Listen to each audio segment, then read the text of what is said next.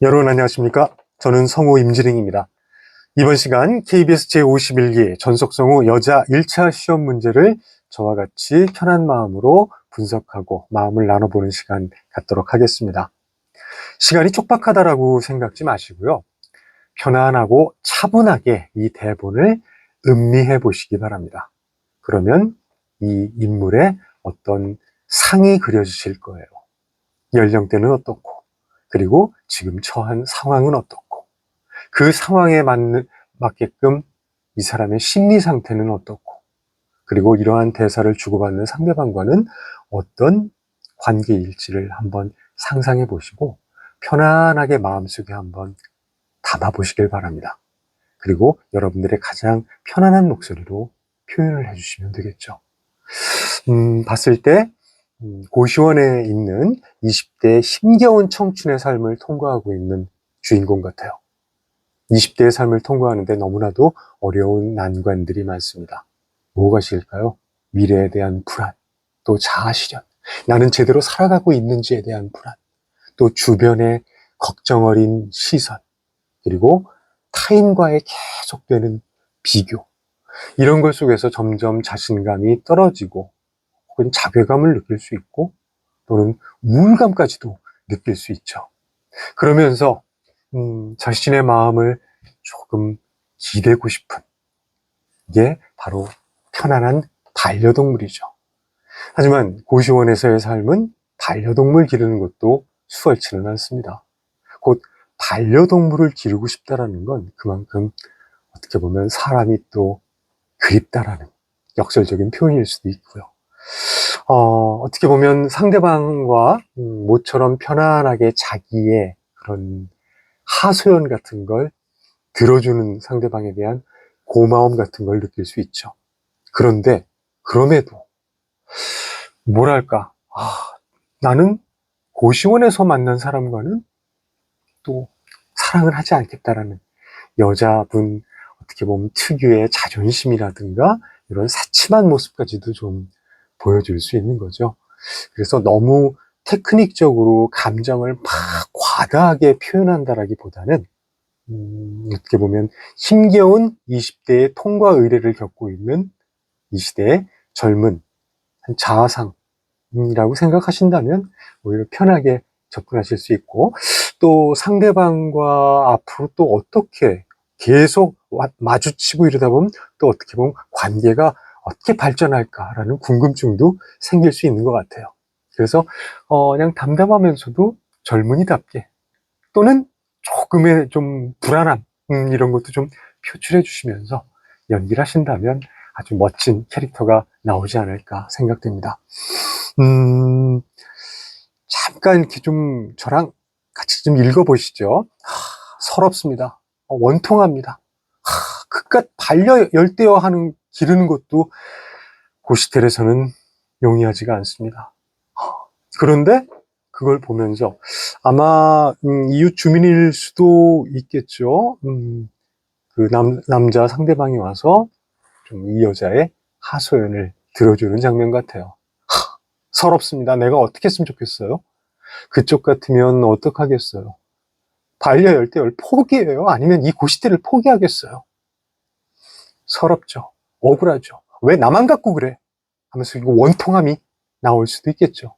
감정이 솟구치는 겁니다. 근데요, 이 반려동물도 좀 상황이 여의치 않은 것 같아요. 여기 고시텔에서는 하면서 여유 있는 사람이 키우는 거 아니냐고 하자 푸념이 나옵니다. 그래, 맞아. 항상 그랬어. 나만 없어. 친구 중에 나만 없어요. 맨날 나만 없어. 예은이, 상민은 강아지 있고, 유수는 고양이 있고. 나도 반려동물 키우고 싶은데, 정말. 서럽죠. 남들이 다 할 수 있는 거를 작은 사소한 행복도 나는 남의 눈치 봐서 받아야 된다라는 그런 서러움, 원통함, 애통함, 이런 걸 그냥 푸념하는 거죠. 맨날 나만 안 돼, 나만 없어. 혹시 반려동물 키워봤어요?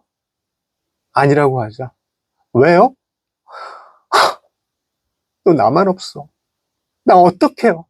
여기까지 한번 대사가 약간의 뭔가 좀 자연스럽게 연결되지 않는 면도 있지만 상대방의 리액션과 반응을 조금 생각하면서 뭔가 남들이 다 누릴 수 있는 자잘한 행복 같은 거, 이거를 누리지 못하는 자기 자신에 대한 실망감, 화딱지나는 마음, 요걸 푸념식으로 표현해 주시면 좋을 것 같습니다.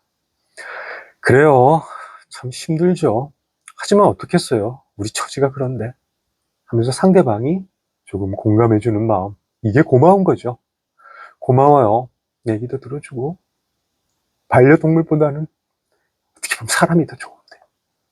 아까도 말씀드렸지만 반려동물을 원한다는 건 그만큼 역설적으로 외롭다는 얘기겠죠. 곧 사람과 진솔한 얘기를 하고 싶다라는. 하지만 처한 상황이 여의치 않다 보니까 점점 상대방 사람을 기피하게 되고 경원하게 되고 이런 조금 자신감이 상실되는 모습을 보여주는 거죠. 그런데 모처럼 자기 자신의 푸념을 들어주는 사람이 고맙게 느껴지는 겁니다. 그런데 이렇게만 하면 또 재미가 없겠죠. 근데 제가요, 고시원을 떠돌면서 나름 정한 규칙이 있거든요. 고시원에서 만난 남자하고는 절대 연애하지 않는다. 뭐 저한테 그런 규칙이 있다는 것만 참고해 주시면 고맙겠네요. 결심했어요. 지킬 거예요. 자, 이거는 이렇게 좀 자기 자신의 힘든 마음을 터놨을 때 상대방이 나를 정말 어떻게 볼까라는 궁금증도 생기면서 약간 좀 새침한 느낌으로, 제가 그렇다고 고시원에서 만난 사람은 아무하고나 연애하는 사람은 아니거든요 하면서 자기 자신을 조금의 좀 방어막을 좀 귀엽게 치시는 거죠. 그렇다면 그 말을 들은 남자는 어떨까요? 황당할 거예요. 아, 누가 뭐래? 아, 내가 뭘 했어? 왜 저렇게 혼자 김치국 마시나? 아마 이렇게 느끼지 않을까라는 생각도 드네요.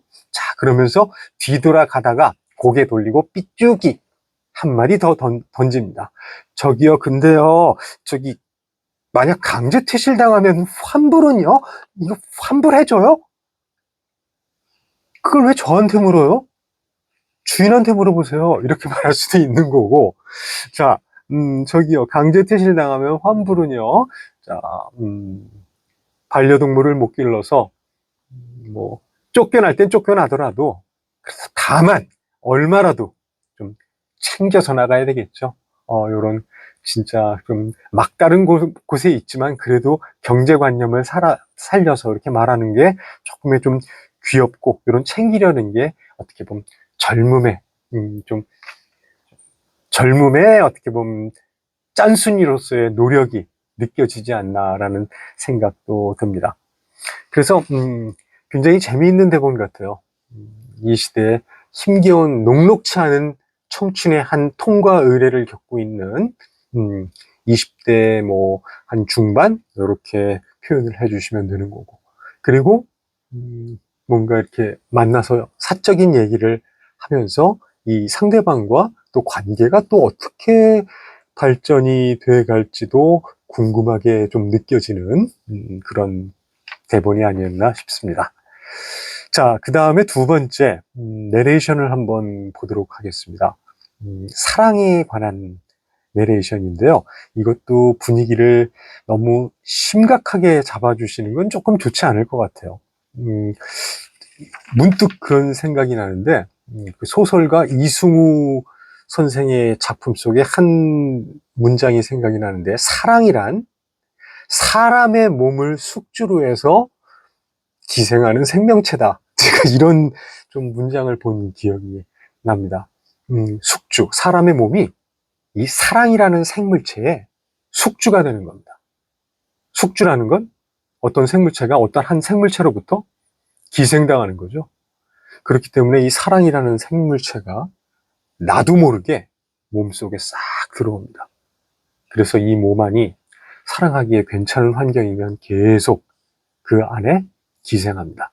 그러다가 마음이 팍팍해진다라든가 뭔가 이 몸이 좀 차가워진다라든가 사랑을 하기에 여의치 않은 환경이 되면 그 사랑은 다른 사람으로, 다른 사람한테 또 이 숙주를 옮겨간다라는 뭐 그런 문장이 생각이 나는데, 그만큼 이 사랑이라는 건 언제 우리한테 올지 알 수 없는 아주 오묘한 감정 같아요.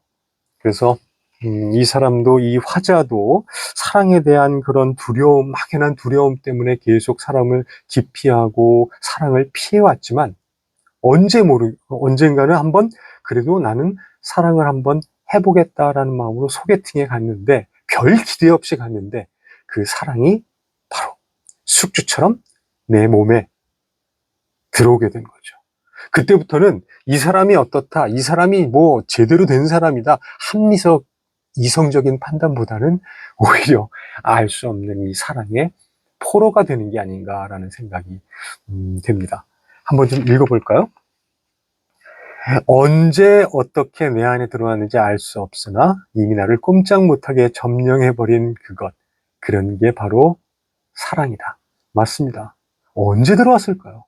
마치 감기 바이러스처럼 내가 언제 사랑에 중독됐지 알다가도 모르게 스르륵 들어오는 게 사랑이죠. 그런데 표현을 굳이 비슷한 것을 들자면 좀 그렇네요. 무좀균이나 황색 포도상 부균 뭐 그런 것들을 들 수 있지 않을까 싶다. 네, 사랑에 대한 달콤한 기억만은 아닌 것 같아요. 어쨌거나 나는 더럽고도 무서워서 줄기차게 사랑을 피해왔다. 왜 그랬을까요? 아마 주변에서 사랑 때문에 괴로워하는 사람들을 많이 봤을까요? 아니면 본인이 사랑 때문에 정말 사랑하리를 너무 많이 했을까요? 그렇게 조심한 덕에 다행히 몇 년간 나는 참으로 안전한 생활을 할 수 있었다. 그러나 그것은 아무도 부러워하지 않는 그야말로 안전하기만 한 생활이었다. 어쨌거나 안전한 삶이라는 건 곧 고립이죠. 고립과 외로움을 동반한 상태가 아닐까 싶습니다. 친구가 이를 딱하게 여기고 소개팅을 추천했을 때 나 역시 오랜만에 변화가 필요함을 느꼈다. 설마 꼭꼭 숨어있던 운명이 드디어 나타날지 모른다는 순진한 기대 따위는 없었다. 별일 없으리라는 확신 속에 그야말로 계절마다 돌아오는 대청소를 하는 기분으로 그를 만나러 나갔다. 그래, 무슨 운명적인 사랑? 개코나 믿어? 나한테 그런 거 없어. 큰 기대 없이 조금의 기분 전환의 의미로 친구가 주선해준 소개팅에 나갔는데, 그러나 그것은 내 인생 최고의 착각이었다. 지금도 그때의 자연스러운 방심이 이해가지 않는다. 진실로 그것은 두고두고 내 인생을 지배할 위대한 실수였다. 그 남자, 남수필을 만난 것은. 네. 인간은 참 이성적이고 합리적인 판단만 갖고 행동하지는 않는 것 같아요. 그것이 곧 하물며 사랑이라는 거로 치면, 내가 정말 저 인간을 왜 만나서 도대체 왜 이 고생을 하고 있는 거지? 이성적으로는, 합리적으로는 그렇게 판단할 수 있겠지만, 이 사랑이라는 건 묘해서 내 마음 나도 모르게 사랑의 포로가 될 수 있는 거죠. 그 다음부터는 이 남수필과의 이 관계가 어떻게 될지, 굉장히 지지고 볶고 싸우는 관계가 될지, 아니면 그러면서도 서로 애틋한 동지의 사랑이 나올지 상당히 앞으로가 또 궁금하고 기대되는 내레이션 단문인 것 같습니다. 자, 1차 시험 문제를 저랑 같이 한번 편하게 읽어봤는데요. 다 어떻게 보면 20, 30대 젊은 사람으로서 뗄래야 뗄 수 없는 어떤 사랑이라는 감정, 그리고 또는 사람과 만나서 사람 사이의 관계가 이렇게 매치되는, 통용되는 사람과 사람 사이의 어떤 마음의 연결, 이런 걸 표현하지 않은가 싶습니다.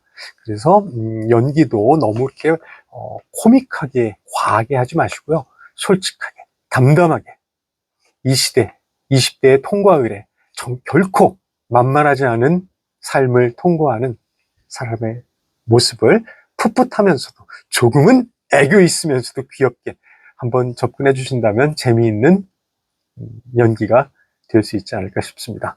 그리고 나레이션도 이 알 수 없는 사랑의 감정 한번 느끼면서 내 마음 나도 몰라 라는 식으로 재밌게 한번 표현해 보신다면 즐겁게 연기하실 수 있을 겁니다. 자, 51기 전속성우 여자 1차 시험 문제. 시간이 그렇게 많지는 않지만 그럴수록 여유를 가지면서 편안하게 마음속으로 한번 담아보고 표현해 보시길 바라겠습니다. 고맙습니다.